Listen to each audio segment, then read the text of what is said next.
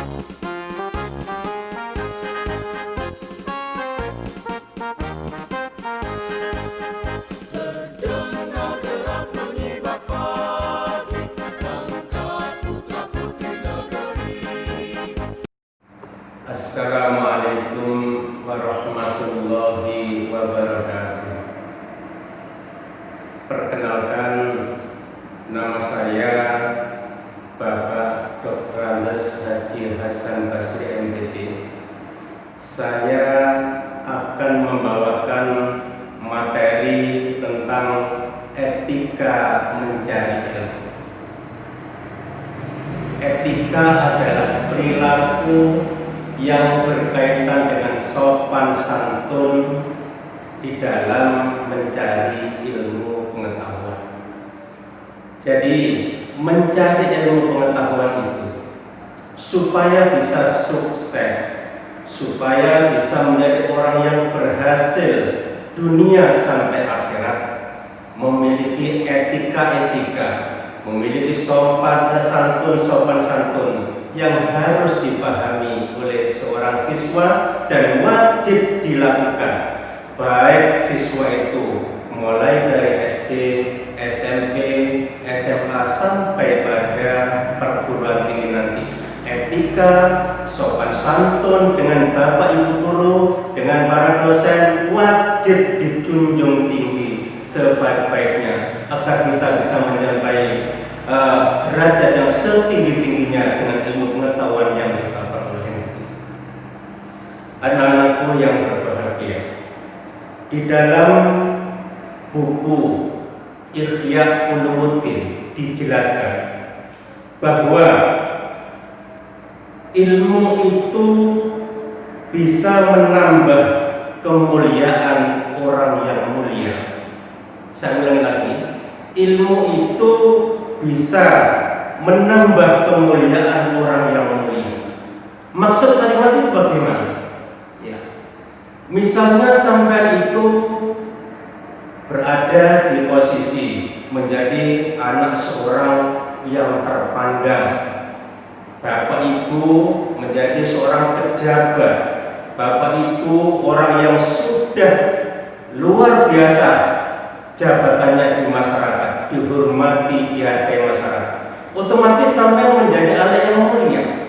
Jika sampai memiliki ilmu yang luar biasa hebat, maka ilmu itu akan bisa mengangkat derajatnya orang yang mulia. Kenapa demikian? Tidak semua orang yang mulia itu memiliki anak yang derajatnya mulia juga. Kalau seorang anak itu tidak memiliki pengetahuan, bekal, ilmu yang cukup, maka tidak akan bisa mencapai derajat kemuliaan. Tidak sedikit anaknya seorang pejabat yang tidak jadi apa-apa. Tidak sedikit anaknya orang yang terpandang malah menjadi pengangguran dan kelelehan. Tidak sedikit anaknya orang yang sudah diagung-agungkan oleh masyarakat justru menjadi promotor. Itu disebabkan karena tidak memiliki ilmu pengetahuan yang cukup di dalam hidupnya. Kemudian ilmu itu juga bisa meluhurkan derajat orang yang memiliki derajat paling rendah. Kalau di Saudi Arabia disebut budak sekalipun. Ilmu itu bisa meluhurkan derajatnya orang yang memiliki derajat yang rendah, bahkan bisa mencapai derajatnya para raja. Itu ilmu. Contoh kalau di Indonesia, sampean berada di posisi anaknya orang yang memiliki pekerjaan pribadi, tukang becak, seorang tukang sapu. Apabila sampai benar-benar mau mencari ilmu pengetahuan dengan sungguh-sungguh, maka ilmu pengetahuan itu akan mengangkat derajat kalian, bahkan derajat keluarga kalian. Tidak sedikit anaknya tukang becak menjadi seorang pejabat. Tidak sedikit anaknya tukang sapu menjadi anggota AKABRI. di kemudian hari. Tidak sedikit anak yang tukang sapu menjadi seorang direktur. Itu menunjukkan bahwa ilmu itu bisa meluhurkan derajatnya orang yang memiliki derajat paling rendah sekali. Itulah kehebatan ilmu. Maka Allah pernah berjanji di dalam Al-Quran, yarfa'illahu alladhina amanu minkum walladhina utul ilma darajat. Allah akan mengangkat derajatnya orang yang beriman dan orang-orang yang berilmu pengetahuan dengan beberapa derajat. Kenapa Allah mengatakan beberapa derajat? Karena derajat manusia itu tidak sama. Tinggi rendahnya derajat manusia itu jelas diukur dari tinggi rendahnya pengetahuan yang dikantongi ketika masa-masa belajar di sekolah seperti ini. Kita sama-sama lulusan SMA.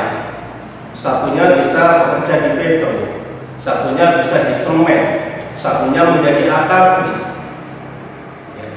Tetapi ada juga yang menjadi pengangguran, ada juga yang menjadi kuli batu, bahkan ada yang jadi pedagang asongan. Kenapa Allah tidak Allah tidak mengangkat derajat yang sama padahal dari lulusan yang sama dan pendidikan yang sama? Itu menunjukkan bahwa keseriusan di dalam mencari ilmu itu penting. Semakin tinggi ilmu yang dimiliki oleh seorang siswa, maka Allah akan mengangkat derajatnya yang setinggi-tingginya. Semakin rendah siswa itu memperoleh ilmu, pada waktu sekolahnya santai, asal masuk, asal kumpul teman-teman, tidak mau belajar dengan serius, maka Allah pun tidak akan menghendaki, Allah pun tidak akan mengangkat derajatnya setinggi-tingginya tidak, tapi disesuaikan dengan pengetahuan yang dia perolehnya. Itulah derajat yang dimaksud.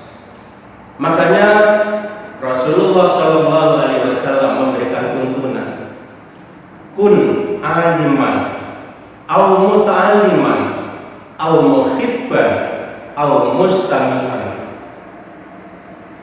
au fatali. Yang artinya begitu, kun aliman, jadilah kalian orang yang berilmu, jadilah kalian orang yang alim. Kalau kalian bisa menjadi orang yang alim dan berilmu itu, kalian bisa mengajari siapa saja, bisa menjadi seorang dosen, bisa menjadi seorang ulama, bisa menjadi seorang kiai. Itu anjuran Nabi.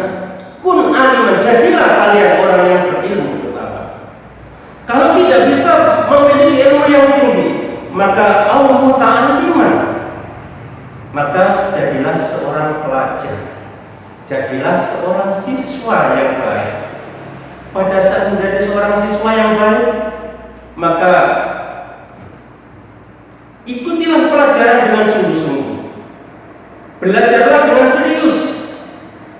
Di dalam pepatah Arab, manjaga wajaga, siapa bersungguh-sungguh pasti akan berhasil, pasti akan menemukan hasilnya. Itu dalam pepatah.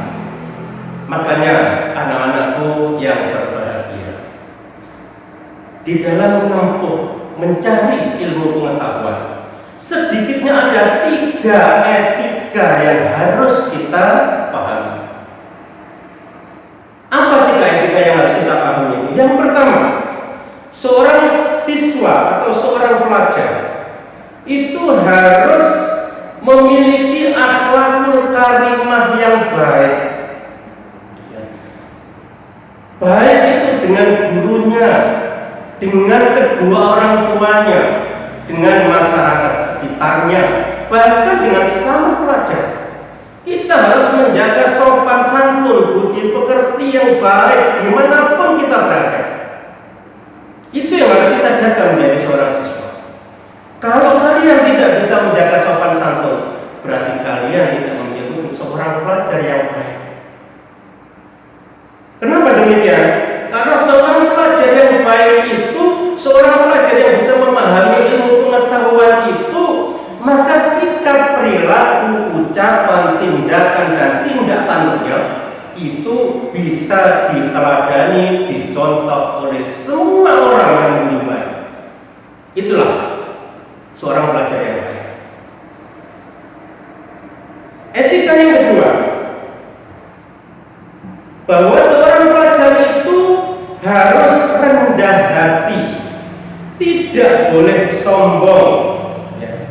Walaupun memiliki kecerdasan, memiliki ilmu pengetahuan yang setara dengan ilmu gurunya. Saya ulangi lagi, walaupun memiliki kecerdasan dan memiliki pengetahuan yang setara dengan gurunya, sopan santun tetap kita jaga. Hormat dengan guru tetap kita lakukan. Tunduk dan patuh pada guru serta hormat pada guru sebagai seorang siswa adalah wajib hukumnya untuk dilaksanakan. Itu etika yang kedua. Ada sebuah cerita tentang etika siswa, tentang perilaku seorang siswa. Cerita ini berasal dari negara Yaman. Di Yaman ada sebuah pesantren yang namanya Rubat Tarim. Pesantren ini sudah mengeluarkan puluhan ribu ulama besar tingkat dunia. Tidak main-main. Pesantren ini terkenal sedunia. Ya. Di sana ada seorang kiai termasyhur yang bernama Habib Abdullah bin Umar. Habib Abdullah bin Umar ini memiliki seorang santri yang sangat cerdas, yang sangat hebat. Ilmunya hampir menyamai kiainya atau gurunya. Saking hebatnya siswa itu, sampai siswa itu oleh kiainya disebut sebagai atau memiliki derajat sebagai santri yang mufti. Artinya santri yang amat sangat cerdas, yang memiliki kemampuan pengetahuan hampir sama dengan ilmunya gurunya. 13 tahun dia berada di pondok pesantren. 13 tahun bukan waktu yang cukup lama sebenarnya untuk bisa menyamai ilmu kiainya atau dosennya atau gurunya. Tetapi si santri ini luar biasa hebat, memiliki kecerdasan yang luar biasa. Akhirnya santri ini tersohor di lingkungan pondok. Nama besarnya terdengar di wilayah itu. Hampir semua masyarakat tahu bahwa akan lahir seorang ulama besar tingkat dunia yang dilahirkan dari pondok pesantren Rubat Tarim itu tadi. Karena si fulan, si santri ini merasa bahwa dirinya cerdas, memiliki pengetahuan yang setara dengan ilmu kiainya, maka setan pun mencoba untuk menggodanya.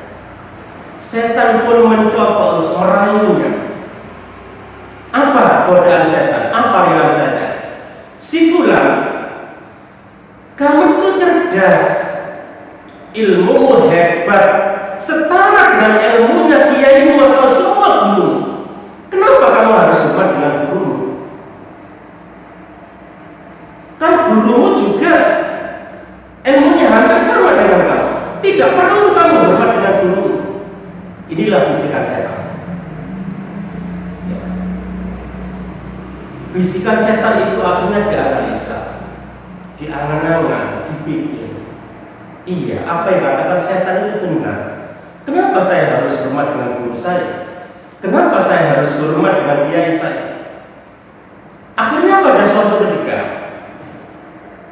si fulan ini memanggil gurunya, memanggil kiainya yang amat sangat terhormat itu dengan sebutan namanya secara langsung.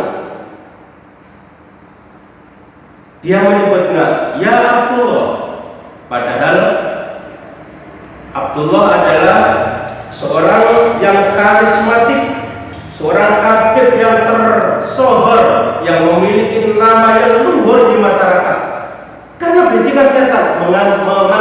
gurunya dengan ya Abdullah. Dia lupa dengan tuntunan hadis Nabi yang bunyinya begini: barang siapa yang memanggil gurunya dengan sebutan namanya secara langsung, tidak menggunakan nama penghormatan, tidak mengabulkan nama gurunya, maka orang itu tidak akan meninggal kecuali berada dalam kehidupan yang sangat fakir, baik fakir dalam ilmu maupun fakir dalam materi. Mohon dibaca.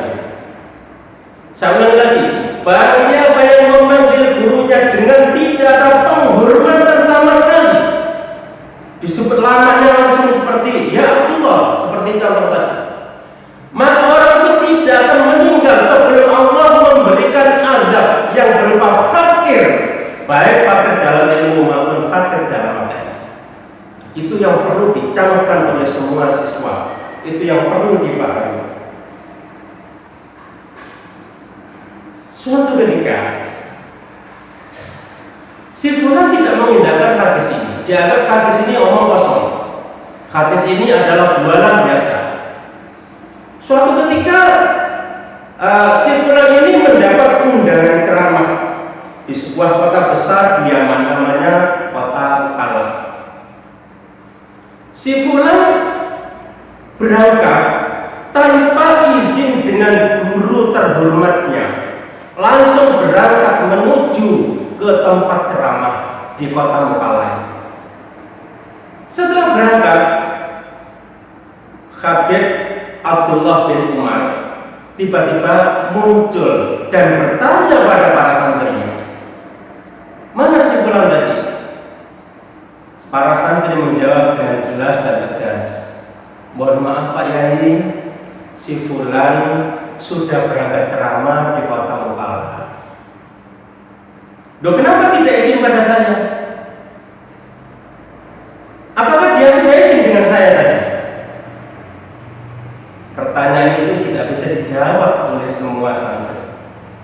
Akhirnya sang kiai itu mengatakan begini, biarlah si fulan pergi untuk berceramah, tetapi ilmunya saya tahan di pondok ini, saya tahan di pesantren ini. Kata-kata itu sempat diucapkan di depan para santri. Proses pun terus berjalan. Si fulan pun sampailah pada panggilan untuk melaksanakan ceramahnya di suatu masjid di kota Mukallaf. Semua yang hadir adalah orang sewilayah itu, para santri dan para orang-orang Islam, semuanya pada hadir. Bahkan santri-santri, alumni santri pondok pesantren Rubah Tarum itu, alumninya semuanya datang, semuanya menyaksikan. Kenapa? Si fulan memiliki nama besar bahwa akan lahir seorang ulama besar tingkat dunia yang telah diundang di kota Makassar. Ternyata apa yang terjadi adalah pada saat dia dipanggil ceramah, memulai dengan ucapan salam, mukadimah lancar. Pada saat akan dimulainya dimulainya inti dari ceramahnya, dia mengucapkan, membawa satu ayat Al-Quran, wa ma khalaqul jinna wal insa illa liya'budun. Seharusnya Al-Quran ini diartikan, Allah tidak menyiapkan jin dan manusia kecuali untuk mengabdi kepada Allah, mengabdi kepada. Tetapi si fulan tiba-tiba setelah mengucapkan ayat Al-Quran yang satu ayat ini artinya tidak tahu apalagi menjelaskan, dia lumpuh, bingung, tidak tahu apa. Dia berdiri mematung seperti kayu di atas panggung.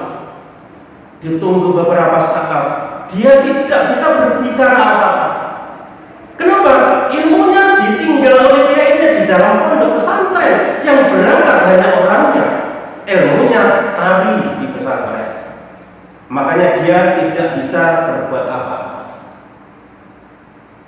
Akhirnya dia terduduk di situ, menangis terseduh-seduh. Ada seorang alumni santri yang mondok di situ di Rubah Taruh itu hanya 9 tahun. Dia menghampirinya si santri ini, si Fulan ini. Fulan, ada apa kamu sebenarnya? Kamu kan santri terhebat, santri tersohor, bahkan kamu ditunggu-tunggu oleh masyarakat akan menjadi ulama besar tingkat dunia. Kamu nggak seperti ini, kenapa? Si Fulan yang bertanya tadi, alumni yang tanya sudah tahu dari para santri-santri yang datang ke tempat itu memberitahu bahwa Fulan boleh datang, tetapi ilmunya ditahan di pondok. Akhirnya alumni yang 9 tahun di Pondok Rubah Taruh itu memberitahu, nanti mintalah maaf kepada guru. Pasti ada apa-apa, pasti ada yang tidak beres dengan tidak bisa bicara ini. Apa jawaban saya? Saya tidak perlu minta maaf, karena guru saya, kiai saya ilmunya sama dengan saya. Saya tak perlu minta maaf. Kalimat itu sampai diulang berkali-kali. Akhirnya apa yang terjadi, anak-anak? Seorang calon ulama besar tingkat dunia yang terhebat, termasyhur, namanya harum di masyarakat, hanya menjadi seorang penjual arak yang tidak cukup dibuat makan. Bahkan ketika matinya pun keluarganya tidak bisa memberikan kain kafan untuk si Fulan itu, sampai dibantu oleh masyarakat untuk memberikan kafan. Itu efek dari seorang siswa yang sombong, tidak punya etika, tidak punya sopan santun. Allah tidak akan mematikan si santri itu, si siswa itu, sebelum orang itu menjalani hidup fakir dalam ilmu dan fakir dalam materi. Itu yang perlu kamu terapkan. Selama kamu menjadi siswa, kamu harus benar-benar memiliki sopan santun yang baik dengan gurumu, dengan orang tuamu, dengan masyarakat sekitarmu, bahkan dengan sesama teman pelajar. Itu yang harus kamu lakukan. Yang terakhir, yang ketiga, seorang siswa harus mau mempelajari semua pelajaran yang disampaikan, yang diberikan oleh bapak guru kita. Jangan sampai kita hanya mempelajari satu unsur pelajaran, satu materi pelajaran, yang lain dianggap tidak penting, yang lain diabaikan. Itu salah. Contoh, kalian ahli matematika, yang kamu pelajari hanya matematika. Pelajaran yang lain, agama tidak perlu, bahasa Indonesia tidak perlu, biologi tidak perlu, semuanya tidak perlu. Yang kamu perlu adalah matematika. Kamu akan menyesal. Kamu tidak akan bisa menjadi manusia yang berhasil, baik di masyarakat maupun masuk perguruan tinggi. Karena masuk perguruan tinggi bukan matematika saja yang diujikan. Biologi penting, bahasa Inggris penting, apalagi bahasa Indonesia. Sehebat apapun ilmu di dalam bahasa Indonesia, kamu tidak bisa berbahasa dengan baik, kamu dianggap orang paling tolol di dunia. Kepandaianmu akan hilang, tertutup karena kamu tidak bisa menyampaikan ilmu. Kamu ahli matematika, menyampaikan ilmu matematika kamu menggunakan bahasa yang tidak pas, menggunakan bahasa yang tidak benar, maka semua orang tidak bisa menerima apa yang kamu sampaikan. Untuk itu, anak-anakku yang saya hormati, nanti kalau sudah masuk pelajaran, semua pelajaran jangan dianggap remeh. Semua pelajaran itu penting karena di masyarakat itu semua pelajaran masuk. Ya, semua pelajaran masuk. Tidak hanya satu pelajaran saja yang diunggul-unggul karena diagunkan. Itu yang perlu kita lakukan. Itulah 3 etika yang wajib kamu lakukan. Semoga kalian bisa menjadi siswa-siswi yang sukses, yang memiliki akhlakul karimah, yang memiliki sopan santun dan tidak sombong. Akhirnya akhirnya kamu menjadi siswa yang benar-benar sukses, sukses di dunia dan sukses di akhirat. Itulah yang bisa saya sampaikan dalam etika mencari ilmu. Mudah-mudahan kalian bisa menjadi orang-orang yang luar biasa hebat di dalam mencari ilmu, dan semoga ilmu bermanfaat di dunia sampai akhirat. Terima kasih dari saya. Assalamualaikum warahmatullahi wabarakatuh.